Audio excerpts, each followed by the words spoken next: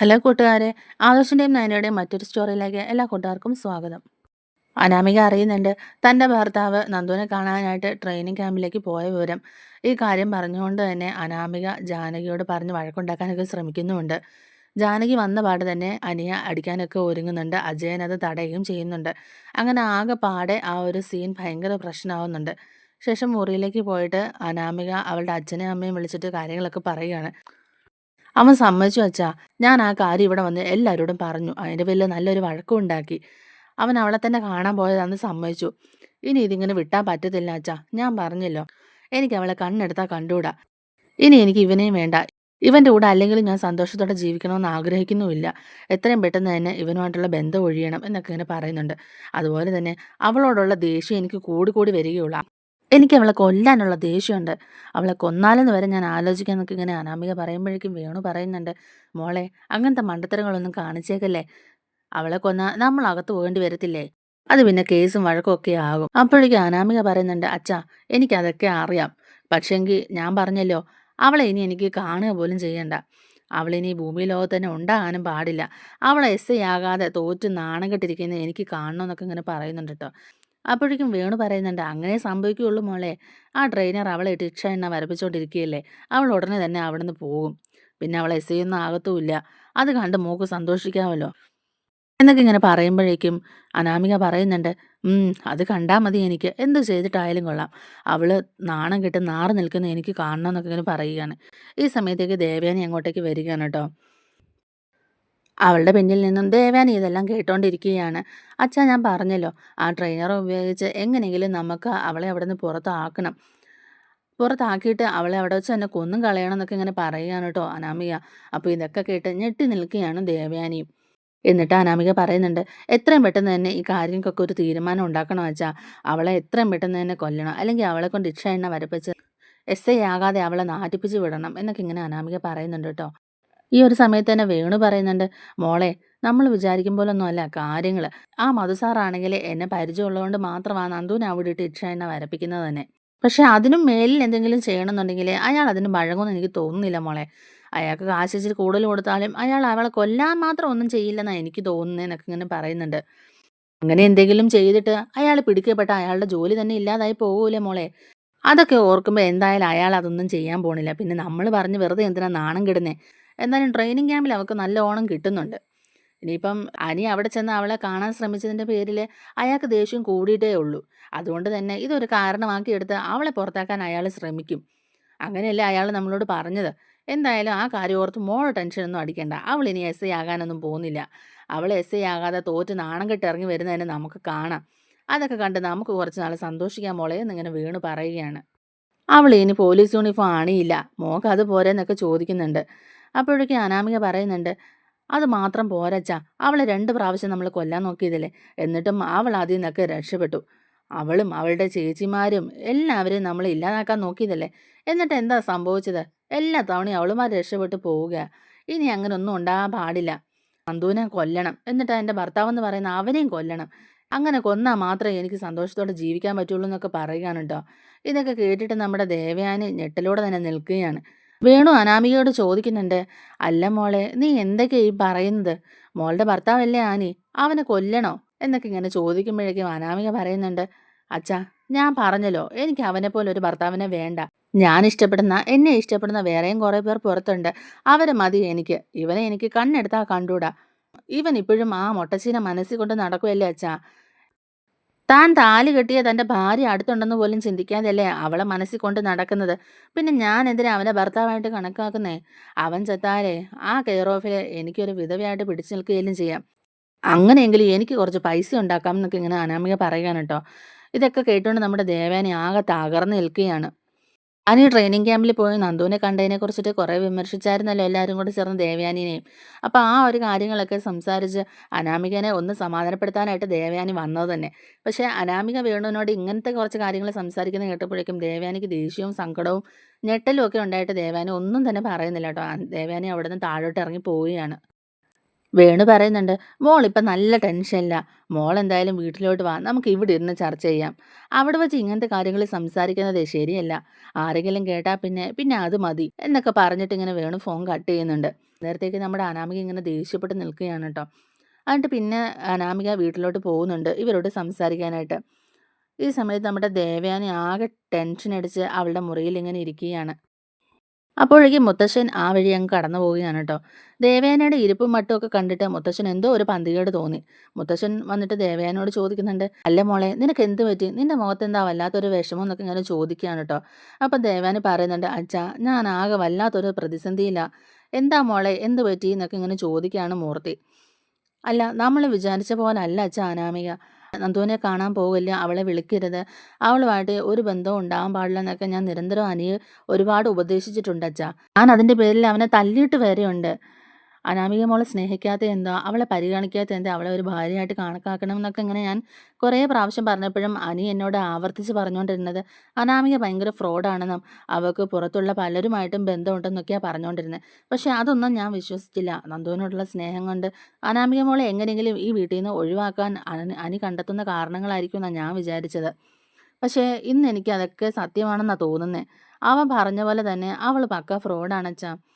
എന്താ അതിന് മാത്രം സംഭവിച്ചതെന്നൊക്കെ ഇങ്ങനെ മുത്തശ്ശൻ ചോദിക്കുകയാണ് കേട്ടോ. അപ്പോഴേക്കും ദേവയാനി പറയുന്നുണ്ട്, അതെ അച്ഛാ സംഭവിച്ചു. ഈ വീട്ടിൽ സംഭവിക്കാൻ പാടില്ലാത്ത കാര്യങ്ങളാണ് അച്ഛാ ഇപ്പോൾ സംഭവിച്ചുകൊണ്ടിരിക്കുന്നതെന്ന് പറയുകയാണ്. അപ്പോഴേക്കും മുത്തശ്ശൻ ചോദിക്കുന്നുണ്ട്, എന്താ മോളെ നീ വ്യക്തമായിട്ട് പറയാന്നൊക്കെ പറയുകയാണ്. അപ്പോഴേക്കും നമ്മുടെ ദേവയാനി പറയുന്നുണ്ട് അനി നന്ദുവിനെ കാണാൻ പോയ കാര്യങ്ങളും അതിനുശേഷം അനാമിക അത് കണ്ടുപിടിച്ചിട്ട് ഇവിടെ വന്ന് വഴക്കുണ്ടാക്കിയ കാര്യങ്ങളും അജയൻ അനിയെ തല്ലിയ കാര്യങ്ങളും അതിൻ്റെ പേരിൽ നമ്മുടെ അനാമിക ദേഷ്യത്തോട് ദേവയാനോട് സംസാരിച്ചതും അവളെ ഒന്ന് ആശ്വസിപ്പിക്കാനായിട്ട് റൂമിലോട്ട് ചെന്ന സമയത്തേക്ക് തന്നെ അനാമിക അവളുടെ അച്ഛനോട് സംസാരിക്കുന്ന കാര്യങ്ങളും എല്ലാം തന്നെ പറയുകയാണ് കേട്ടോ. നന്ദു ഇപ്പോൾ പോയിരിക്കുന്ന ആ ഒരു ട്രെയിനിങ് ക്യാമ്പില്ലേ, അവിടുത്തെ ആ ഒരു ട്രെയിനർ ഇവർക്ക് പരിചയമുള്ളതാന്ന് തോന്നുന്നു. അയാളെ കൊണ്ട് അവളെ അവിടെ ഇക്ഷ എണ്ണ വരപ്പിച്ച് പൊറുതി മുട്ടിച്ച് എസ് ഐ ആകാതെ തന്നെ അവളെ പുറത്താക്കണം എന്നൊക്കെയുള്ളൊരു പ്ലാനിങ് ഒക്കെ ഇവർക്കുണ്ട്. അതുപോലെ തന്നെ അവളെ അവിടെ കഷ്ടപ്പെടുത്തി ഇല്ലാതാക്കുക, അതുപോലെ തന്നെ നമ്മുടെ അനിയെയും ഇല്ലാതാക്കുക, ഇതൊക്കെയാണ് അച്ഛാ അവളുടെ മനസ്സിലെ പ്ലാൻ. നമ്മുടെ അനിക്ക് എന്തെങ്കിലും സംഭവിച്ചാൽ പോലും അത് എന്തെങ്കിലും ദുരൂഹതയാക്കി തീർക്കാനാണ് ഇവള് ശ്രമിക്കുന്നത്. വിധവയാന്നുള്ള പേരിൽ ഇവിടെ ജീവിച്ച് അവന് കിട്ടാനുള്ള സ്വത്തുക്കളൊക്കെ അടിച്ചു മാറ്റാനാണ് ഇവളുടെ പ്ലാൻ എന്നൊക്കെ പറയുകയാണ് കേട്ടോ. മൂർത്തി മുത്തശ്ശൻ പറയുന്നുണ്ട്, അതിന് ഞാൻ മരിക്കണം മോളെ, അവളുടെ അടവൊന്നും ഇവിടെ ചിലവാകില്ല. അവൾ എന്താ കരുതിയത് നമ്മളെല്ലാം പൊട്ടന്മാരാണെന്നോ? എന്തായാലും ആ ട്രെയിനറുടെ കാര്യം ഞാൻ ഏറ്റു. എൻ്റെ അനിമോനെ ഉപദ്രവിക്കാൻ മാത്രം അവളും അവളുടെ അച്ഛനും അമ്മയും വളർന്നിട്ടുണ്ടോ? എങ്കിൽ പിന്നെ അവർ ഈ ഭൂലോകത്ത് തന്നെ കാണില്ല. അവൻ്റെ ദേഹത്ത് ഒരു തുള്ളി മണ്ണ് വീഴാൻ പോലും ഞാൻ സമ്മതിക്കില്ല എന്നൊക്കെ മുത്തശ്ശനും പറയുന്നുണ്ട്. മുത്തശ്ശൻ എന്നിട്ട് പറയുന്നുണ്ട്, മേലുദ്യോഗസ്ഥരുമായിട്ട് ഒന്ന് സംസാരിച്ചാൽ തന്നെ നന്ദുവിൻ്റെ ട്രെയിനിങ് ക്യാമ്പിലെ എല്ലാ പ്രശ്നങ്ങളും മാറും. എന്നിട്ട് ആ ട്രെയിനറെ നമുക്ക് അവിടുന്ന് മാറ്റാൻ വരെ എനിക്ക് പറ്റും എന്നൊക്കെ പറയുന്നുണ്ട്. അങ്ങനെ ട്രെയിനറുടെ എല്ലാ കാര്യങ്ങളും മനസ്സിലാക്കിയ മുത്തശ്ശൻ ട്രെയിനർക്ക് ഒരു സസ്പെൻഷൻ തന്നെ മേടിച്ചു കൊടുക്കുകയാണ്. അപ്പോഴേക്കും നമ്മുടെ ട്രെയിനർക്കും മനസ്സിലാകുന്നില്ല എന്തുകൊണ്ടാണ് തന്നെ പെട്ടെന്ന് സസ്പെൻഷൻ ചെയ്തതെന്നുള്ള കാര്യങ്ങളൊക്കെ. അന്നേരത്തേക്ക് ആ മുതിർന്ന ഓഫീസറിനോട് ഈ ട്രെയിനർ ചെന്ന് ചോദിക്കുന്നുണ്ട്, എന്ത് കാരണം കൊണ്ടാണ് എന്നെ സസ്പെൻഡ് ചെയ്തതെന്ന് ചോദിക്കുകയാണ്. അപ്പോൾ ആ പോലീസ് ഉദ്യോഗസ്ഥൻ പറയുന്നുണ്ട്, താൻ സ്ത്രീകളോട് അപമര്യാദയായിട്ട് പെരുമാറി എന്നുള്ളൊരു കംപ്ലൈൻറ്റ് വന്നിട്ടുണ്ട്. ആരാ സാർ, ഇവിടെ നിന്ന് ആരാ അത് കംപ്ലൈൻറ്റ് ചെയ്തതെന്നൊക്കെ ചോദിക്കുകയാണ് കേട്ടോ. ആ പോലീസ് ഉദ്യോഗസ്ഥൻ ട്രെയിനറോട് ചോദിക്കുന്നുണ്ട്, തനിക്കറിയാവോ മൂർത്തീസ് ജ്വല്ലറിയുടെ ഓണറായ മൂർത്തി സാറിനെ? ആ സാറ് നേരിട്ട് തന്ന കംപ്ലൈൻ്റ് ആണിത്. അദ്ദേഹത്തിനുള്ള ഹോൾഡ് തനിക്ക് അറിയാവുന്നതല്ലേ? അദ്ദേഹത്തിൻ്റെ ഏതോ ഒരു കുട്ടി ഇവിടെ ട്രെയിനിങ് ചെയ്യുന്നുണ്ടെന്നും ആ പെൺകുട്ടിയോട് താൻ വളരെ മോശമായിട്ട് പെരുമാറി എന്നൊക്കെ പറഞ്ഞിട്ടാണ് ഇപ്പോൾ ഈ കംപ്ലൈൻറ്റ് കിട്ടിയേക്കുന്നത്. എന്തായാലും ഇത്രയല്ലേ ആയുള്ളൂ. ഇപ്പം തന്നെ സസ്പെൻഡ് ചെയ്തിട്ടേ ഉള്ളൂ. അതുപോലെ തന്നെ ഇവിടുന്ന് സ്ഥലം മാറ്റവും ഉണ്ട്. അതിനുശേഷവും താൻ എന്തെങ്കിലും വേണ്ടാതീനം കാണിച്ചിട്ടുണ്ടെങ്കിൽ തന്നെ ഡിസ്മിസ് ചെയ്യാനാ ഉത്തരവെന്നൊക്കെ പറയുന്നുണ്ട് ആ പോലീസ് ഓഫീസർ. ഇത് കേൾക്കുമ്പോഴേക്കും നമ്മുടെ ട്രെയിനർക്ക് നല്ല ദേഷ്യമൊക്കെ വരുന്നുണ്ട്. പക്ഷേ എന്ത് ചെയ്യാൻ പറ്റും? ഇനി നന്ദുവിൻ്റെ അടുത്ത് ഇയാളുടെ ഒരു പണിയും നടക്കില്ല. എന്നിട്ട് ഈ ദേഷ്യമൊക്കെ നമ്മുടെ നന്ദുവിനോട് കാണിക്കാനായിട്ട് അയാൾ പോവുകയാണ് കേട്ടോ. എന്നിട്ട് നന്ദുവിനോട് ചോദിക്കുന്നുണ്ട്, ആ അപ്പം നിൻ്റെ ഹോൾഡ് വെച്ചിട്ട് നീ എന്നെ ഇവിടുന്ന് സ്ഥലം മാറ്റി അല്ലേടി? നിന്നെ ഞാൻ കാണിച്ചു തരാം. നീ ഇവിടുന്ന് പോലീസ് യൂണിഫോം അണിഞ്ഞുകൊണ്ട് എന്തായാലും പുറത്തു പോവില്ല. നിന്നെ ഞാൻ തോപ്പിക്കും എന്നൊക്കെ പറയുകയാണ് കേട്ടോ. നന്ദുവിൻ്റെ റൂംമേറ്റായ തുഷാര ചോദിക്കുന്നുണ്ട്, എന്താണ് സംഭവിച്ചത്, എന്ത് പറ്റി എന്നൊക്കെ ഇങ്ങനെ ചോദിക്കുന്നുണ്ട്. നന്ദു പറയുന്നുണ്ട്, എനിക്കൊന്നും അറിയില്ല തുഷാരെ, ഞാൻ ആരോടും കംപ്ലൈൻ്റ് ഒന്നും ചെയ്തിട്ടില്ല. എങ്ങനെയെങ്കിലും ഇവിടുന്ന് ഈ ട്രെയിനിങ് പൂർത്തിയാക്കി പുറത്തു പോകണമെന്ന് എനിക്ക് ആഗ്രഹം ഉണ്ടായിരുന്നുള്ളൂ. അല്ലാതെ ഇയാളെ കൊടുക്കിയിട്ട് എനിക്ക് എന്ത് കിട്ടാനാ? അതുകൊണ്ട് ഞാൻ ആരോടും ഒന്നും കംപ്ലൈൻറ്റ് ചെയ്തില്ല എന്നൊക്കെ ഇങ്ങനെ പറയുന്നുണ്ട് കേട്ടോ. അപ്പോഴേക്കും ആ മുതിർന്ന പോലീസ് ഓഫീസർ വന്നിട്ട് നന്ദുവിൻ്റെ അടുത്ത് പറയുന്നുണ്ട്, മോൾ ഒന്നും കൊണ്ട് വിഷമിക്കേണ്ട, മോൾക്ക് ഇനി ഇവിടെ ഒരു പ്രശ്നങ്ങളും ബുദ്ധിമുട്ടും ഉണ്ടാവില്ല. പുതിയൊരു ട്രെയിനറെ ഇവിടെ അപ്പോയിൻമെൻറ്റ് ചെയ്തിട്ടുണ്ട്. ഈ ട്രെയിനർക്ക് പനിഷ്മെൻ്റ് ആയിട്ട് സസ്പെൻഡ് ചെയ്തിട്ടുണ്ട്. അതുപോലെ തന്നെ വേറെ സ്ഥലത്തേക്ക് ട്രാൻസ്ഫറും ചെയ്തിട്ടുണ്ടെന്ന് പറയുകയാണ്. ഇവിടെ ഇനി ഒരു പ്രശ്നം വരാതെ ഞങ്ങൾ നോക്കിക്കോളാം എന്നൊക്കെ പറയുന്നുണ്ട്. അപ്പോഴേക്കും നന്ദു ചോദിക്കുന്നുണ്ട്, "അല്ല സാർ എന്താണ് സംഭവിച്ചത്? ഞാൻ ആരോടും കംപ്ലയിന്റ് ഒന്നും ചെയ്തിട്ടില്ലായിരുന്നല്ലോ. പിന്നെ എങ്ങനെയാ ട്രെയിനർക്ക് സസ്പെൻഡ് കിട്ടിയെന്നൊക്കെ ചോദിക്കുകയാണ് കേട്ടോ. അത് പിന്നെ മൂർത്തി സാർ വിളിച്ചിട്ട് പറയേണ്ടവരോടൊക്കെ കാര്യങ്ങൾ പറഞ്ഞിട്ടുണ്ടായിരുന്നു മോളെ. മോളെ ഉപദ്രവിച്ചതിന്റെ പേരിലും മോളോട് മോശമായി പെരുമാറിയതിന്റെ പേരിലുമാണ് അയാളെ ഇപ്പോൾ സസ്പെൻഡ് ചെയ്തേക്കുന്നതെന്ന് പറയുകയാണ് കേട്ടോ. അപ്പോഴേക്കും ഇത് കേൾക്കുന്ന തുഷാര പറയുന്നുണ്ട്, "ആ സാരമില്ല. ഇപ്പോഴെങ്കിലും അയാൾ ഇവിടുന്ന് പോയിട്ട് വേറെ നല്ലൊരു ട്രെയിനർ വന്നല്ലോ. ആ അത് മതി" എന്നൊക്കെ പറയുന്നുണ്ട്. അപ്പോഴേക്കും ആ മുതിർന്ന പോലീസ് ഓഫീസർ പറയുന്നുണ്ട്, "ഇനി നിങ്ങൾക്ക് ഒരു പ്രശ്നവും ഉണ്ടാവില്ല. മൂർത്തി സാർ തന്നെ അപ്പോയിൻമെന്റ് ചെയ്ത പോലീസ് ഓഫീസറാണ് വരുന്നത്. അപ്പം അതുകൊണ്ട് ഒരു പ്രശ്നവും ഉണ്ടാവില്ല" എന്നൊക്കെ ആ പോലീസുകാരൻ പറയുന്നുണ്ട്. എന്തായാലും ഇനിയുള്ള ദിവസങ്ങളിലെ ട്രെയിനിങ് ഒക്കെ നല്ല ഇതായിട്ട് തന്നെ നടക്കട്ടെ. എന്തായാലും നല്ലൊരു എസ്ഐ ആയിട്ട് വരട്ടെ എന്നൊക്കെ പുള്ളിക്കാരൻ പറഞ്ഞിട്ട് അവിടുന്ന് പോകുന്നുണ്ട്. അപ്പം നന്ദുവിനും തുഷാരയ്ക്കും നല്ല സന്തോഷമൊക്കെ ആവുന്നുണ്ട്. അപ്പോഴേക്കും നമ്മുടെ പഴയ ട്രെയിനർ ഇതെല്ലാം കാണുന്നുണ്ടായിരുന്നു. എന്നിട്ട് അയാൾ വിളിച്ചിട്ട് വേണുവിനോടും അനാമികയോടും കാര്യങ്ങളൊക്കെ പറയുന്നുണ്ട്. ഈ സമയത്ത് വേണു അനാമികയും അവരുടെ വീട്ടിലാണ് കേട്ടോ. അവരെന്നിട്ട് ചിന്തിക്കുന്നുണ്ട്, ഈശ്വരാ ഇതെങ്ങനെ സംഭവിച്ചു? അപ്പോഴേക്കും ഈ ട്രെയിനർ പറയുന്നുണ്ട്, എനിക്കറിയില്ല ഇവിടെ എന്താ സംഭവിച്ചതെന്നുള്ള കാര്യം. പക്ഷേ അവളങ്ങനെ ആർക്കും കംപ്ലയിന്റ് ഒന്നും കൊടുത്തിട്ടില്ല. എന്നാലും അവൾക്ക് ആ മൂർത്തിയുമായിട്ട് നല്ല പിടിപാടുള്ളതല്ലേ. ഒന്നെങ്കിൽ അവള് നേരിട്ട് വിളിച്ച് അയാളോട് കാര്യം പറഞ്ഞിട്ടുണ്ടാവും. ഇല്ലെങ്കിൽ വേറെ ആരെങ്കിലും മുഖേന അവള് കാര്യങ്ങളൊക്കെ അറിയിച്ചിട്ടുണ്ടാവും. അതുകൊണ്ടായിരിക്കും അയാള് തന്നെ നേരിട്ട് ഇതിൽ ഇടപെട്ട് എന്നെ ഇവിടുന്ന് സ്ഥലം മാറ്റിച്ചത്. എന്തായാലും ഈ ഒരു വിഷയത്തിൽ എനിക്ക് ഇടപെടാൻ പറ്റില്ല. ഇനി എൻ്റെ ഭാഗത്തുനിന്ന് അങ്ങനെ എന്തെങ്കിലും സംഭവിച്ചിട്ടുണ്ടെങ്കിൽ എൻ്റെ ജോലി തന്നെ പോവും. അതുകൊണ്ട് ഇനി ഞാൻ ആ കാര്യങ്ങളിലൊന്നും ഇടപെടുന്നില്ല. പിന്നെ താൻ വിഷമിക്കണ്ടടോ. അവൾ എസ്ഐ ആയിട്ട് ഇറങ്ങിയാലും തന്നെ അവക്കിട്ടുള്ള പണി നമുക്ക് കൊടുക്കാം. എനിക്കിട്ട് പണി തന്നവളല്ലേ. ഞാൻ അവളെ അങ്ങനെ വെറുതെ വിടാനൊന്നും ഉദ്ദേശിച്ചിട്ടില്ല. അവക്കിട്ട് നല്ല പണി തന്നെ ഞാൻ കൊടുക്കും. അവളെന്തായാലും ഇറങ്ങിക്കോട്ടെ എന്നൊക്കെ പറയുന്നുണ്ട്. അപ്പോഴേക്കും അനാമികയ്ക്ക് ഇതൊക്കെ കേട്ടിട്ട് ദേഷ്യം വരികയാണ് കേട്ടോ. അനാമി ഉടനെ പറയുന്നുണ്ട്, "ശ്ശേ ഇതെന്തുവാ ഇത്? പിന്നെയും നമ്മൾ ചതിക്കപ്പെട്ടല്ലോ. അവളിനി എസ്ഐ ആയിട്ട് തന്നെ അവിടുന്ന് ഇറങ്ങുള്ളൂ. കണ്ടില്ലേ?" എന്നൊക്കെ ഇങ്ങനെ ചോദിക്കുകയാണ്. അപ്പോഴേക്കും ആ ട്രെയിനർ പറയുന്നുണ്ട്, "അത് പിന്നെ മോളെ എനിക്കൊന്നും തന്നെ ചെയ്യാൻ പറ്റിയില്ല. പക്ഷേ ഞാനിവിടെ ഉണ്ടായിരുന്നിടത്തോളം കാലം അവളെ നല്ലപോലെ കഷ്ടപ്പെടുത്തിയിട്ടുണ്ട്. പക്ഷേ ഇതിപ്പം മോളിൽ നിന്നുള്ള ഓർഡറല്ലേ, എനിക്കത് അനുസരിക്കാതിരിക്കാൻ പറ്റില്ല മോളെ. ഇല്ലെങ്കിൽ ഇപ്പം സസ്പെൻഡ് എന്നുള്ളത് ഡിസ്മിസ് ആകും" എന്നൊക്കെ ഇങ്ങനെ പറയുന്നുണ്ട് കേട്ടോ. പിന്നെ അവള് എസ്ഐ ആയിട്ട് ഇറങ്ങിയാലും അവളുടെ മുകളിലുള്ള പോലീസ് ഓഫീസർമാർ പറയുന്നത് നമുക്ക് കേൾക്കണമല്ലോ. അതുകൊണ്ട് അതൊന്നും ഓർത്ത് വിഷമിക്കേണ്ട. അവൾ ഇറങ്ങിയാലും അവൾക്കിട്ട് നല്ല പണി നമുക്ക് കൊടുക്കാം. എനിക്ക് കിട്ടിയ പണി ഞാൻ എന്തായാലും തിരിച്ച് കൊടുക്കും എന്നൊക്കെ പറയുകയാണ് കേട്ടോ നമ്മുടെ ട്രെയിനർ. അവൾ എസ്ഐ ആകുന്നതിന് മുമ്പ് തന്നെ നിങ്ങൾക്ക് എന്തെങ്കിലും ചെയ്യാനുണ്ടെങ്കിൽ അങ്ങ് ചെയ്തോ. ഇല്ലെങ്കിൽ നിങ്ങൾക്ക് അവളെ എതിർത്ത് നിൽക്കാനൊന്നും പറ്റില്ല. പക്ഷേ നൈസായിട്ട് നമുക്ക് പണി കൊടുക്കാം. അവൾ എസ്ഐ ആയിട്ട് ഇറങ്ങിക്കഴിഞ്ഞാൽ അത് നിങ്ങൾക്കൊക്കെ ദൂഷ്യം ചെയ്യുമെന്നൊക്കെ പറഞ്ഞിട്ട് ആ ട്രെയിനർ ഫോൺ കട്ട് ചെയ്യുന്നുണ്ട്. വേണു ഓർക്കുന്നുണ്ട്, ഈശ്വര ആകെപ്പാടെ പ്രശ്നങ്ങളായല്ലോ. ഇനിയിപ്പോൾ എന്ത് ചെയ്യുമെന്നൊക്കെ ചോദിക്കുകയാണ് കേട്ടോ അനാമികയോട്. അനാമിക പറയുന്നുണ്ട്, "ഇതെല്ലാം ഉണ്ടല്ലോ, എൻ്റെ ഭർത്താവെന്ന് പറയുന്ന അവനില്ലേ, അവൻ്റെ പ്ലാനിങ് തന്നെ ആയിരിക്കും. അവനായിരിക്കും ഇതെല്ലാം ചെയ്തത്." "അതെന്താ മോളെ അങ്ങനെ പറഞ്ഞേന്ന്?" ചോദിക്കുന്നുണ്ട് കേട്ടോ വേണു. "അതെ അച്ഛാ, അച്ഛനൊന്ന് ആലോചിച്ച് നോക്ക്. അവൻ അവിടെ പോയി ഇതെല്ലാം നേരിട്ട് കാണുകയും ചെയ്തില്ലേ? തന്നെയല്ല, അവൻ അവിടെ പോയതിന്റെ പേരിൽ ഞാൻ അവിടെ കുറച്ച് പ്രശ്നങ്ങൾ ഉണ്ടാക്കിയല്ലോ. അപ്പോൾ അതൊക്കെ കണ്ടിട്ട് മനസ്സിലായി കാണും ആ ട്രെയിനറും നമ്മളും തമ്മിൽ എന്തോ ബന്ധമുണ്ടെന്നുള്ള കാര്യം. അതുകൊണ്ടായിരിക്കും അവൻ ഇങ്ങനെയൊക്കെ ചെയ്തത്. എന്തായാലും നന്ദു പോലീസ് യൂണിഫോം അണിഞ്ഞ് ഇങ്ങോട്ടേക്ക് വരാൻ പാടില്ല അച്ഛാ. അതുപോലെ തന്നെ അനിയുടെ കാര്യത്തിൽ ഞാൻ ചില തീരുമാനങ്ങളൊക്കെ എടുത്തിട്ടുണ്ടെന്ന് പറയുന്നുണ്ട് കേട്ടോ അനാമിക. അങ്ങനെ അനാമിക അനന്തപുരിയിലേക്ക് പോവുകയാണ്. ഈ സമയം ദേവയാനിയോട് മുത്തശ്ശൻ പറയുന്നുണ്ട്, "ഇനി മോള് ഒന്നും കൊണ്ടും പേടിക്കണ്ട. ആ ട്രെയിനറെ അവിടുന്ന് തന്നെ സ്ഥലം മാറ്റി സസ്പെൻഷനും മേടിച്ചു കൊടുത്തിട്ടുണ്ട്.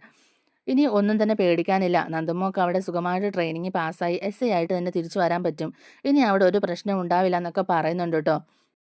ഇത് കേൾക്കുന്ന അനിക്കാണെങ്കിലും ആശ്വാസമാവുകയാണ്. അവനിങ്ങനെ മനസ്സിൽ ചിന്തിക്കുകയാണ്, ഭാഗ്യം എൻ്റെ നന്ദു രക്ഷപ്പെട്ടല്ലോ. അവളുടെ ഏറ്റവും വലിയ ആഗ്രഹമായിരുന്നു എസ്ഐ ആവണം എന്നുള്ള കാര്യം. ഇനി എന്തായാലും അതിനൊരു തടസ്സമില്ലാതെ അവൾ എസ്ഐ ആയിട്ട് തന്നെ ഇറങ്ങി വരുമല്ലോ എന്നൊക്കെ ഇങ്ങനെ ഓർത്ത് സന്തോഷിക്കുകയാണ്. ദേവാനി പറയുന്നുണ്ട്, "അച്ഛാ, അനിയുടെ കാര്യം, അനിയുടെ പോക്ക് എങ്ങോട്ടാന്ന് പോലും മനസ്സിലാവുന്നില്ല." മുത്തശ്ശൻ പറയുന്നുണ്ട്, "അത് ഞങ്ങൾക്കും അറിയാം മോളെ. പക്ഷെ എന്ത് ചെയ്യാൻ പറ്റും? അനാമിക ഒട്ടും തന്നെ അനിയെ മനസ്സിലാക്കുന്നില്ല. അനിയുടെ മനസ്സിലാണെങ്കിൽ ഇപ്പോഴും നന്ദു തന്നെയാണ്. അത് നമ്മൾ ചെയ്തത് വലിയൊരു ബുദ്ധിമോശമായിപ്പോയി. ഒരിക്കലും ചേരാൻ പാടില്ലാത്തവരായിരുന്നു അനിയും അനാമികയും. അനിയുടെയും നന്ദുവിൻ്റെയും മനസ്സിൽ ഇങ്ങനൊരു മോഹം ഉണ്ടായിരുന്നെങ്കിൽ നമ്മളതങ്ങ് നടത്തി കൊടുത്താൽ മതിയായിരുന്നു അച്ഛാ. അങ്ങനായിരുന്നെങ്കിൽ ഈ ഒരു പ്രശ്നങ്ങളേ ഉണ്ടാവില്ലായിരുന്നു. അനിയുടെ ജീവിതത്തിലും സന്തോഷവും സമാധാനവും ഉണ്ടായേനെ. ഇപ്പം ആദർശും അഭിയും ജീവിക്കുന്ന പോലെ തന്നെ അനിയും അവൻ്റെ ദാമ്പത്യ ജീവിതം സന്തോഷമായിട്ട് കൊണ്ടുപോയേനെന്നൊക്കെ പറയുകയാണ് കേട്ടോ.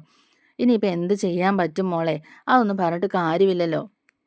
വിവാഹം കഴിച്ചു പോയില്ലേ ഇനിയിപ്പോൾ അഡ്ജസ്റ്റ് ചെയ്ത് ജീവിക്കാനല്ലേ പറ്റുള്ളൂ എന്നൊക്കെ ഇങ്ങനെ ദേവയാനിയും ചോദിക്കുന്നുണ്ട്. മുത്തശ്ശൻ ചോദിക്കുകയാണ്, അല്ല ദേവയാനി, അഡ്ജസ്റ്റ്മെൻറ്റും വിട്ടുവീഴ്ചയും എല്ലാം ഒരു ജീവിതത്തിൽ ആവശ്യമാണ്. പക്ഷേ പൊരുത്തക്കേടുകൾ ഉണ്ടായി തുടങ്ങിയിട്ടുണ്ടെങ്കിൽ അത് മാറണം. ആ ഒരു ബന്ധം നിലനിന്ന് പോകണമെന്നുണ്ടെങ്കിൽ അവർക്കിടയിലുള്ള എല്ലാ പ്രശ്നങ്ങളും മാറി ജീവിതത്തിൽ സന്തോഷവും സമാധാനവും ഉണ്ടാവണം. കഷ്ടപ്പെട്ട ആരും ഒരു ജീവിതം ജീവിച്ച് തീർക്കില്ല. ഇഷ്ടപ്പെട്ട് തന്നെ വേണം ജീവിക്കാൻ. സ്നേഹിക്കുന്ന ഒരാൾ ഇഷ്ടപ്പെടുന്ന ഒരാളെ തന്നെ വിവാഹം കഴിച്ച് സന്തോഷമായിട്ട് ഉള്ള കാലം ജീവിക്കണം എന്നൊക്കെ ഇങ്ങനെ മുത്തശ്ശൻ പറയുന്നുണ്ട്.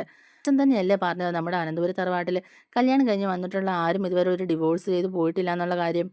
പിന്നെ നമ്മൾ തന്നെ ഇക്കാര്യം അനിയോടും അനാമികയോടും പറയാൻ പറ്റുമോ അച്ഛാ എന്നൊക്കെ ഇങ്ങനെ ദേവാനി ചോദിക്കുമ്പോഴേക്കും മുത്തശ്ശൻ പറയുന്നുണ്ട്, അതങ്ങനെ അല്ല മോളെ. അനിയുടെയും അനാമികയുടെയും ജീവിതത്തിലെ പൊരുത്തക്കേടുകൾ ഒരുപാടുണ്ട്. നാൾക്ക് നാൾ അത് വലുതാകുന്നതല്ലാതെ അവരൊന്നിക്കുന്ന ഒരു സാഹചര്യം ഉടനെ എന്തായാലും ഉണ്ടാവാൻ പോകുന്നില്ല. ഇത്രയും നാൾ ഉപദേശിച്ചിട്ടും അനിയുടെ മനസ്സിലോ അല്ലെങ്കിൽ അനാമികയ്ക്കോ ഒരു മാറ്റവും ഉണ്ടായിട്ടില്ല. അതുകൊണ്ട് അനിയുടെ ജീവിതമല്ലേ നമുക്ക് വലുത്. അനിയുടെ ജീവിതം ഇങ്ങനെ എന്നും വഴക്കും വക്കാലത്തുമായിട്ട് കഴിഞ്ഞാൽ മതിയോ? അവനും നല്ലൊരു കുടുംബജീവിതം നയിക്കുന്നത് നമുക്ക് കാണണ്ടേ?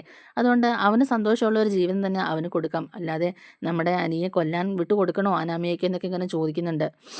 ഇപ്പൊ തന്നെ അനാമികയുടെ മനസ്സിൽ എന്തൊക്കെയാ ഉള്ളതെന്ന് നീ കേട്ടതല്ലേ? അനിയെ കൊല്ലാൻ പോലും അവള് മടിക്കില്ല. അതുകൊണ്ട് എത്രയും പെട്ടെന്ന് അനാമിക വേണം നമുക്കിവിടുന്ന് പുറത്ത് കളയാൻ. അതിനുള്ള കാര്യങ്ങൾ വേണം ഇനി നമ്മൾ ചെയ്യാനായിട്ട്. അവളെക്കുറിച്ച് വളരെ മോശം അഭിപ്രായങ്ങളാണ് ഈ അനന്തപുരിക്കകത്തും പുറത്തും കേൾക്കുന്നത്. പലരും എന്നോട് പറയുന്നുമുണ്ട്. ഇന്നല്ലെങ്കിൽ നാളെ അത് അനന്തപുരിക്ക് തന്നെ ഒരു പേരുദോഷത്തിന് ഇടയാകും. പിന്നെ ഇത്രയും നാളും ഞാൻ കെട്ടിപ്പടുത്തിയ സൽപ്പേരെല്ലാം ഒറ്റയടിക്ക് ഇല്ലാതായി പോകും എന്നൊക്കെ ഇങ്ങനെ മുത്തശ്ശൻ പറഞ്ഞ് സങ്കടപ്പെടുകയാണ് കേട്ടോ. അപ്പോൾ ദേവാനി പറയുന്നുണ്ട്, അച്ഛാ അങ്ങനെയൊന്നും ചിന്തിക്കേണ്ട, അങ്ങനെയൊന്നും സംഭവിക്കില്ല. അവൾക്കെതിരെ സ്ട്രോങ് ആയിട്ട് നമുക്കൊരു തെളിവ് കിട്ടിയാൽ ആ സെക്കൻഡ് തന്നെ ഞാൻ അവളെ ഇവിടുന്ന് പുറത്താക്കിക്കോളാം. എത്രയും പെട്ടെന്ന് നീ അത് കണ്ടുപിടിക്കും മോളെ എന്നൊക്കെ അങ്ങനെ പറയുന്നുണ്ട്. പക്ഷേ ഇതെല്ലാം നമ്മുടെ അനി പുറത്തു നിന്ന് കേൾക്കുന്നുണ്ടായിരുന്നു. എന്നിട്ട് അനി പറയുന്നുണ്ട്, എങ്ങനെയെങ്കിലും ഇവളുടെ പുറകെ നടന്ന് ഇവൾ എവിടെയൊക്കെ പോകുന്നുണ്ട്, ആരെയൊക്കെ കാണുന്നുണ്ട്, ഇവളുടെ മനസ്സിലുള്ള കാര്യങ്ങളൊക്കെ അറിഞ്ഞിട്ട് മുത്തശ്ശൻ്റെ അടുത്ത് വന്ന് പറയണം എന്നൊക്കെ പറയുകയാണ്. നന്ദുവിനെ എൻ്റെ ജീവിതത്തിലേക്ക് കൊണ്ടുവരാൻ ഇത് തന്നെയാണ് നല്ല അവസരം. എന്തായാലും ഇനി അതിനു വേണ്ടിയിട്ട് ശ്രമിക്കണമെന്നൊക്കെ ഇങ്ങനെ ഓർക്കുകയാണ് നമ്മുടെ ആനി. അപ്പോൾ നമ്മുടെ റിവ്യൂ ഇഷ്ടമായിട്ടുണ്ടെങ്കിൽ ഒന്ന് ലൈക്ക് ചെയ്തും സബ്സ്ക്രൈബ് ചെയ്തും സപ്പോർട്ട് ചെയ്യണേ.